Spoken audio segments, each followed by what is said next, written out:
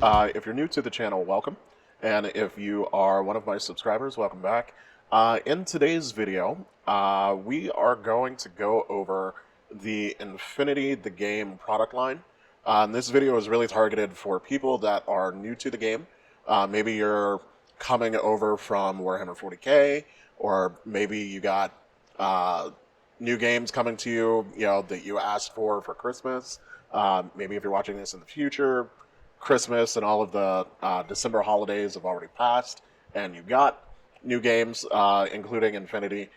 So we're going to help you navigate the product line so that you know how you can plan out your army and understand the way the game works. So the very first thing to realize is that Infinity actually has multiple games within the universe. So now, as far as the tabletop wargame genre, they have two games, Infinity Code 1 and Infinity N4. Now, Code 1 is considered the beginner level product, and N4 is the full-fledged wargame. The core rule system for both games are identical, but the Code 1 rule set does not utilize all of the factions, nor does it utilize all of the miniatures, and it also scales down some of the extra rules and abilities and equipment that are available in the full game. So therefore, it's a little bit less for a player to have to manage, and makes a little bit of an easier transition into the game system if you're coming into it as a brand new player. Now, the cool thing with that is that all Infinity Code 1 miniatures that you may have purchased when you were getting started with the game, they're all usable and valid in the full N4 rule set. So the very first thing that you kind of need to get familiarized with are the factions in the game. So now, I'm not going to go in depth in this video. If you want lots of details on all of the various factions, let me know down in the comments below, and I would be more than happy to make another video that does that. But just very briefly, kind of going through here, Pan-Oceania is essentially what would happen if Google and Amazon started a country that had, space assets, and they partnered with the Catholic Church. So you have this giant sort of corporate-led economy that is also kind of religious, and you have a joint military between the church and the government itself. Yuqing is essentially China in space. China essentially conquered all of East Asia, including Japan and Korea, and sort of unified everybody under one banner and launched their space exploration program. And that's pretty much Yuqing in a nutshell. Ariadne, these were the very first space colonists that humanity sent out into the stars, and for a couple hundred years we lost contact with them. It was a mix of, it was a joint effort, I should say, between Russia, the UK, and America. Now, in the couple hundred years that, they were kind of lost in space, everything on Earth kind of changed, so a lot of those nations no longer exist. But the Ariadne colonists, when they found the planet that they settled, called Dawn, they still kind of kept their national distinctions. So the very last remnant of America is on Dawn, as well as the very last remnant of old Russia and the UK as well. So they're kind of a relatively low-tech faction because they didn't have access to the same level of R&D as all of the other superpowers. So they haven't really technically advanced any further than they did compared to when they started the colony on Dawn. However, don't ask why right now. If you want to know why, leave it in the comments, and I'll explain it in another video. But they have werewolves, they have werebears. That kind of makes them awesome. So Haqqislam is essentially Muslims in space. They're really big on medical technology, and they have the absolute best doctors in the universe. And they also created the technology that allows human consciousness to be transferred to a cybernetic brain. So essentially, they're the reason why the future works like Ghost in the Shell. Now, the nomads are essentially space anarchists. So part of this whole, political structure that they have a couple hundred years in the future, the new version of the UN, which is called O12, it's managed by an AI, a benevolent AI that humanity had created. And the nomads are conspiracy theorists that think that that AI is evil, and they don't trust it. So they sort of live off the grid in 3 spaceships. They created their own AI and have their own version of the intergalactic internet. And in order to survive, you still need money to buy things, repair your ships, etc. They train some of the best mercenaries in the universe that will work for any of the superpowers, but they're also a part of the nomad military structure as well. So if nomads come under threat, they can recall their mercenaries to help defend their ships and their assets. Now, the combined army are invading aliens. We don't actually know where they come from. They have entered into human space and have started wrecking face. So all of humanity, while simultaneously fighting each other, are also trying to fight them and keep them from invading the human sphere, the human territory. Now we've got Aleph. These are the forces that work directly for that benevolent AI that I had mentioned earlier. So you can kind of think of these guys as UN peacekeepers. However, because they work directly for the AI and they have access to the best funding in the universe, a lot of their soldiers are actually cybernetically enhanced or potentially like androids. Next up, we've got, it's called non-aligned armies, and this is actually originally they were mercenary units that could be added to various armies, but in the current state of the game, they actually have full-fledged armies of their own. So they typically are mercenary companies that you can play as a standalone army that sort of borrows units from all of the different factions. The one exception, the Japanese forces that used to be a part of Yuqing, they actually, in the background story of the game, they had a secession war, and they successfully seceded from Yuqing and became their own sovereign nation, albeit they are very, very poor in the relational galactic standing. So they kind of fit under that mercenary headline, but they actually are their own sovereign army and have a full army that they can field. And then lastly, we've got O12, which this is also a part of that sort of UN peacekeeping, but these are more of the actual sort of police forces.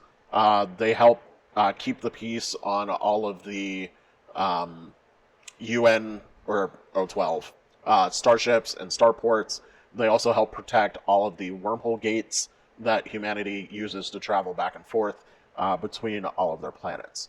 So now, that was very high level. All of these factions also have sub-factions that are playable in the game. So typically you'll have a main army, which are one of the ones that we just went over, and people will call that the vanilla faction. And then you'll have the sub-armies that are called sectorial armies. Now, all of the miniatures in the main faction are available to you when you play a vanilla army. When you play a sectorial army, you have a restricted list of miniatures that you're able to use, but your availability or how many of those miniatures you're able to use in your army will be different from their main vanilla list. So we'll get into that a little bit later when we look at the army building tool. But over on their store, this is where we'll kind of dive into the product range and show you guys, how to navigate this and how to know what products you need to buy for your army once you've selected a faction. So if you're going to start with Code 1, the absolute best place to start, in my opinion, Operation Crimson Stone, is the starter pack.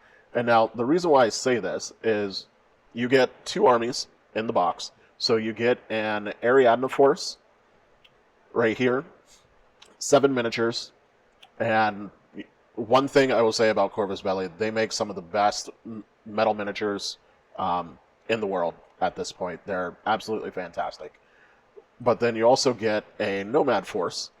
So it's great if you want to split this with a friend, or if you really like both of the armies that are available in this box, you can keep it all to yourself. But the thing that makes this a really good value is the fact that not only do you get the miniatures, but you also get the terrain and your tokens and so forth. So let's take a brief break. I'm going to hop down to my hobby table, and I'll actually crack this open for you guys and show you everything that you get in the box.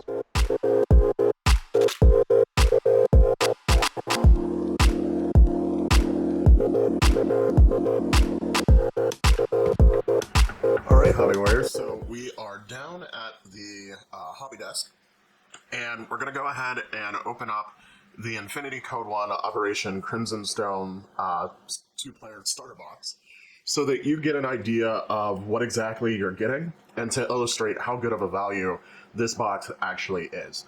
Now, I obtained mine during the pre-order window, so as you can see, we've got the sticker on there that indicates that this box actually comes with an extra character. Now, Corvus Belli makes enough of these pre-order kits with the extra characters, usually, that some of these boxes end up going to game stores for retail. So you may actually still be able to find a copy of this box that has the extra figure. Now, typically what ends up happening, once all of these pre-order boxes are sold, you'll get a copy of the same exact contents. It just doesn't have that extra bonus figure in it. And this sculpt, which is typically pre-order exclusive, they'll make an alternative sculpt for that character when that character goes to retail. Now, just to show you the back side of the box, they show you painted photos of all of the miniatures that are included. You get to see the game map and the terrain already built, and they show you some of the tokens and so forth that you get. So the box, as I mentioned previously, does come with 2 forces. So you get Nomads over here on the right in the red, and then you get Ariadne over here on the left. But for the contents of the box, so you get this really nice introductory booklet that gives you some background on the conflict in the box. They go through, they have a little story section that kind of sets up why these 2 forces are fighting from both sides, from the Ariadne and the Nomad side. And then you get little fluff that explains the different units that these miniatures belong to. And you get that for both armies. And then they have a series of learn to play missions that walk you through step by step, learning how to use the contents of the box and teaching you how to play the game. Now, this is not the full-fledged rulebook. That is available on the Corvus Belli website for free in PDF form, or you can buy a physical copy of it if you like to have a physical book in your hands. But these learn to play missions will teach you how to play the game and how to use everything in the box. And so it's a series of them.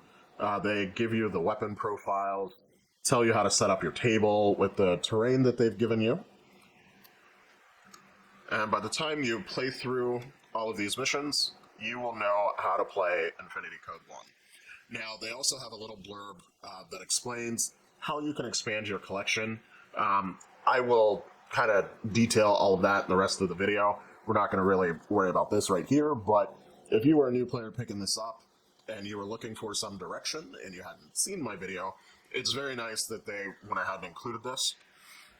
And then in the back, they have all of the profiles, full stat profiles for all of the miniatures in the box. And then at the very back, there's the hobby section that kind of brings you up to speed on what tools that you'll need to prep your miniatures and get ready to paint them. So that's a very, very nice inclusion. You get a little promo card for their Tag Raid Kickstarter that recently finished. Late pledging hasn't been opened yet, in case you missed this, but it will probably open very soon in early 2022. And the minis. So whenever you buy Corvus Belli miniatures, they will come in these little plastic baggies, and you'll get this little paper code inside the baggie. And now what you want to do, before you assemble these, you need to wash them. As a part of the casting process, they have to use a oily kind of substance to be able to release the miniatures from their casting molds. And so you want to make sure that you wash all of that off with some dish detergent. And now you don't want to do this at your sink. If you drop this and it goes down your drain, you're not going to have a good time. Don't ask me why I know that. Now, so you want to get a decent sized bowl, fill it up with some warm soapy water, dunk the minis in there, let them sit for a couple of minutes, and then get an old toothbrush and scrub them off. Now, I'm going to do another video where I build all of the miniatures from this set. I'll actually show you in depth how to go through that in that video. And once I make that video, I'll go ahead and link it up in the cards. But this little blue slip of paper, you want to save that until you have actually built your mini and you're 100% sure that you've got all the parts. If you, by chance, get a mispack, which, you know, everybody's human. Corvus Belli packs these by hand in Spain. And if they accidentally forget to put a part in the bag, when you fill out the mispack form on their website, you need this number for the form. This is one of the things that sort of proves that you've purchased it, and then they'll go ahead and ship out your replacement part free of charge, as long as you follow all of the instructions on that form. So all of your minis are going to come in these plastic baggies. They give you enough bases for everybody, and I'm going to open this up. It might be kind of hard to see on camera. I might have to get a better high-resolution photo that I can put over the video. But these bases actually have your line of sight angles molded into the base, which is really, really nice. So when you put your figures on the base, you want to make sure that you have them in the correct orientation so that you can still use the line of sight markers on the base. And then the last thing in this tray will be your dice, your faction dice. So green, obviously, for Ariadna, and then the 1 on the die is your faction symbol, which is pretty cool. Now, moving on, the very last thing, and honestly, this is the item that pushes the value of this box, off the charts, is your scenery pack. So, as you can see on the cover, you're going to get 2 large buildings. Then you get 2 small buildings, which you can stack the small buildings on top of the larger buildings. And then you also get scatter terrain. And now all of this is on thick cardstock, very hard wearing, and it's also pre-colored. So literally all you have to do, it slots together. And if you wanted a little bit of extra stability, you can use a little bit of PVA glue to kind of lock everything into place and give it a little bit more strength on the joints, although that's really not needed. But everything's pre-colored, so you take a couple of minutes, you pop everything together, and you've got your scenery and your table mat ready to go for you to start playing those introductory missions. Now, this scenery pack, as well as a lot of other scenery packs that contain the same contents, but they have different skins, different colorations, are available from Corvus Belli for relatively cheap. So for a full-size gaming table, I'd recommend that you probably get 3 to 4 of these. But one of them, to get you started, comes in your starter box and gives you the perfect size table for those learn to play missions. All right, so let's hop back to the computer desk and we'll keep on going. All right, so that was everything that was in the Crimson Stone box. Now, if you've gone the Crimson Stone route and you want to expand your force and you don't really want to have to think about, okay, well, what upgrades do I need? Maybe you haven't played the game enough to kind of get an idea of your playstyle yet, or what's good for your faction. Your next purchase is the Beyond Crimson Stone box. So this is meant to be an expansion of the Operation Crimson Stone. You get 3 miniatures for each of the 2 factions, so Ariadna and the Nomads, and that will bring you up to a full 10-figure roster for both of your Code 1 forces. Now, let's say that maybe you didn't really like the 2 factions that came in Operation Crimson Stone, and you just wanted a solo, buying experience. You didn't want to have to worry about splitting something with a friend and all of that. All of the Code 1 products on the store are listed out here for you. And for 2 of the other factions, let me scroll through and get those, also have solo player starter packs. So the Combined Army Shizvasti Action Pack is Code 1 compatible, and the O12 Action Pack is also Code 1 compatible. And then all of these other units that we were scrolling through, all of those are Code 1 products that are usable on both Code 1 and Infinity. And I should have mentioned it earlier, but anything that is a Code 1 product, so like if we open up the Zhao Kong remotes, it will have this Code 1 label on the packaging. So if you're in a retail store, you're not looking online, and you just want to make sure that, hey, whatever I'm grabbing, it's usable in Code 1, you want to look out for that Code 1 label, and that's how you know. Now, if you're wanting to dive into the game, and you're not necessarily wanting to start with Code 1, you just want to jump into the deep end, Infinity also has starter packs that are usable for N4. So, in addition to the Code 1 starter packs, which are also usable in N4, you've also got all of these sets. So, almost every sectorial, there are some that don't have starter packs, but a lot of them do, as well as some of the vanilla factions have starters available. Now, there are 2 types of starters. There's a full 300-point army starter, which 300 points is the usual level that people play Infinity N4 at. And then there's also smaller, cheaper starter packs that give you a smaller selection of miniatures. So the way to tell the difference, in the past, these were called 300-point packs. So some of the older starters that are still on the market will say, for instance, like this, Military Orders 300-point pack. The new branding term that they started using when N4 came out was Action Pack. So anything that is an Action Pack is essentially a full, ready-to-go army in a box. So military orders, which are part of Panoceania, this Aleph operations, and Hak Islam, these are all, full 300-point armies in a box. You buy those, you build them, you paint them, and you're ready to go. Now, the smaller packs will just say starter pack. So, for instance, this Varuna starter pack only comes with 6 miniatures, and that's actually a common theme for most of the starter packs. They'll come with 6 miniatures.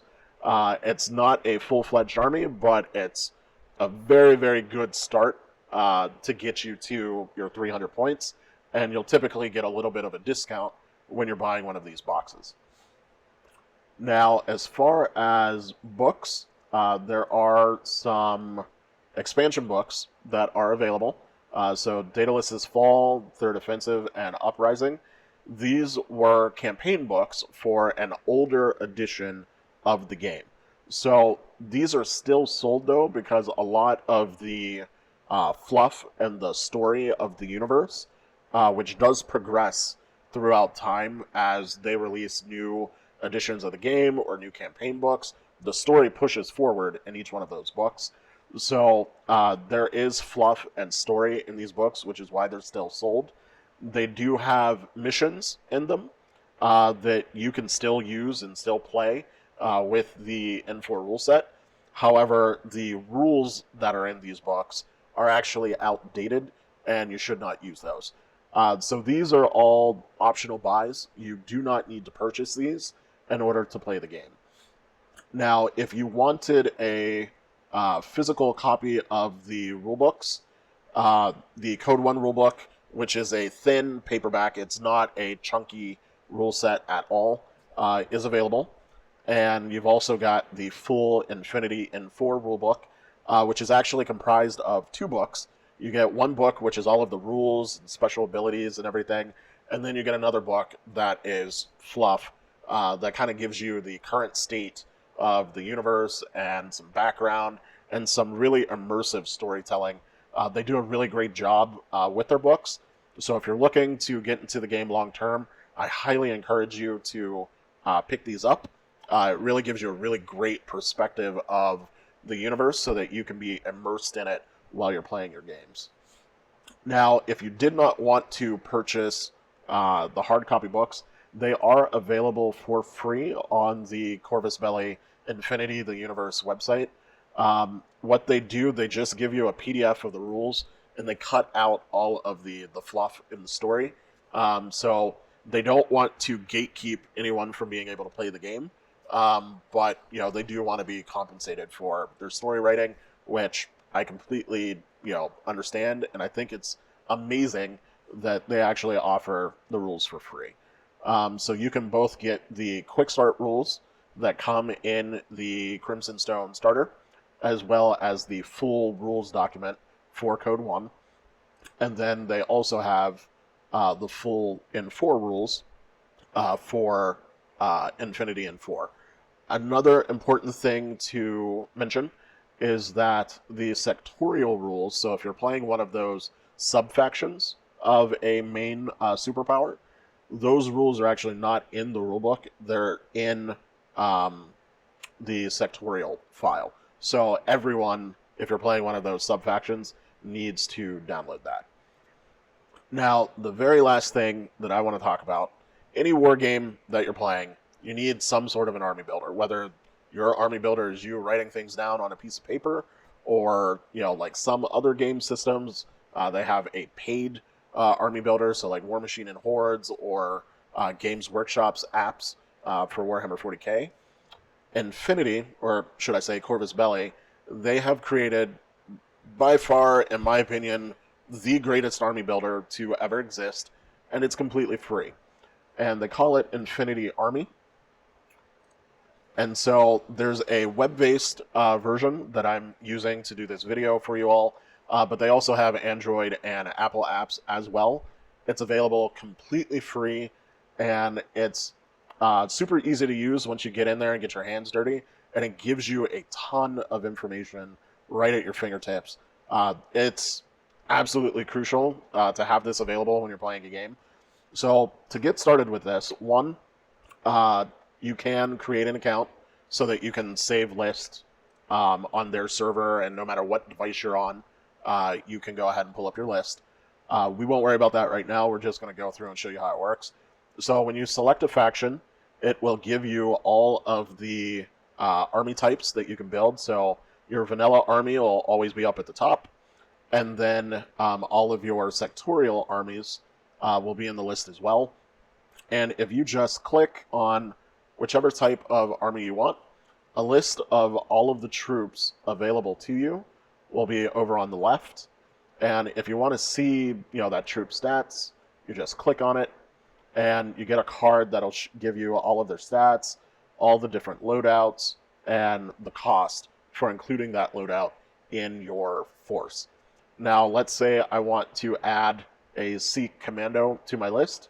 All I have to do is hover over the one that I want and click it, and then over here on the right in my list, it went ahead and added one to my force. And also notice that over here, the points cost, it tallies that up for you over here in the top right. You can also set your points limit, so it has some validation features included. So if you go over that points limit, it'll yell at you and tell you it's not a valid list. You get filters up at the top, so if I wanted somebody who had a specific piece of equipment, you don't have to search through all of the profiles. I can just say I want someone with a hacking device, and that will filter to all of the hackers that are available in my army. Now, another cool thing to mention is that this interface can be changed to whatever you want. You can click and drag things, put them wherever in the world you want them to go. You're not stuck with that default interface. And then let's say, here, let's just add a bunch of things to my list. Got a whole bunch of, oh, I added too many nieces. Let's get some Fusiliers. And this list is by no means good. I'm just throwing things on here to show you something. So over here, you've got these icons. So let's open up the weapons chart. And now, here, let's move this so that you can see that clearly. So now, this will give you, by default, all of the weapons in the game with their ranges, their special abilities, ammo types, etc., etc. They have these filter buttons up here at the top. So if I wanted to filter this list down to just what's available in my faction, I can just click the faction button. If I want to filter this down to just what's available in my list, which is great for when you're in the middle of playing a game, you can just go ahead and click the list button. Or if you just wanted to see for the unit that you had selected, you can just click unit. And now all of these helpful diagrams work the same way. So the programs chart, you got all of your hacking programs that are available to you right there. This is all just super easy to use, hyper intuitive. And now the absolute best thing about this app is that it has an accompanying wiki, so that all of these special abilities, you don't really have to memorize exactly what they do, which is a very daunting task that wargamers have to do typically with every new game that they play, is learn, a horde of new special abilities. With this, you just click on the ability, and it takes you straight to the wiki page for that ability. And now, over time, you're going to learn these, and you might not need to rely on this wiki functionality as much over time. But for a new player, this is a godsend. So not every single ability has a wiki page yet. It is an ongoing work in progress. But I'd be willing to anecdotally quote anywhere from like 90 to 95% of the abilities do have a wiki page.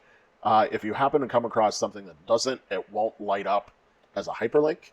But for everything else, click on terrain, and it tells you how the terrain keyword works.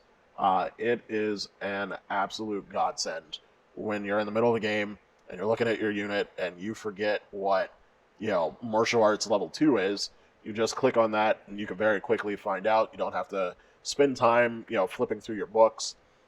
So this tool is another thing that just makes Infinity the game very, very special and top of the class when it comes to making sure that everyone has a great play experience. So that's all I wanted to cover today. If you've got any questions, leave them down in the comments below. If you want to see videos about the lore and the universe of Infinity, or maybe some more detail on the factions, let me know that down in the comments as well. Coming up in the future, I've got the in-depth unboxing and review and build of the Crimson Stone starter box that you all saw in this video. I'm going to show you guys how to assemble the metal miniatures and get them ready for painting. So if you're excited for that, let me know in the comments. Otherwise, follow us on Instagram at JTS Wargaming. Give us a like, share, subscribe. Help us out with that YouTube algorithm. If you find this video helpful, we want to get it in front of as many people as possible and help them as well. So again, thank you. Keep slaying the gray, and I'll see you in the next video.